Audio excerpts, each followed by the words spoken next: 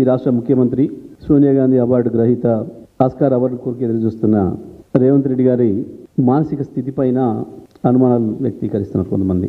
ఆయన కొన్నిసార్లు రాములాగా, కొన్నిసార్లు రెమోలాగా కనపడతాడు. అది కానీ అదేది నిజం కాదు. వాస్తవానికి అర్హుడే ఆస్కార్ అవార్డుకి, అందులో సందేహం ఏం లేదు. ఎందుకంటే రాజకీయాలలో చాలామందిని నటులను చూసినాం, పాపం ముందు నటులైన తర్వాత రాజకీయాల్లోకి వచ్చిన వాళ్ళని చూసినాం.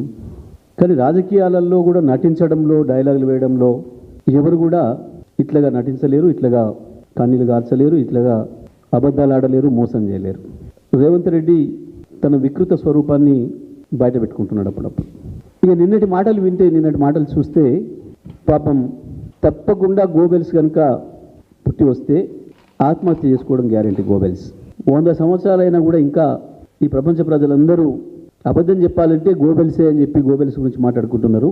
ఇక ఈ ప్రపంచం ఇప్పటి నుంచి గోబెల్స్ పేరు తీసేసి ఆ ప్లేస్లో రేవంత్ రెడ్డిని పెట్టుకోవచ్చు.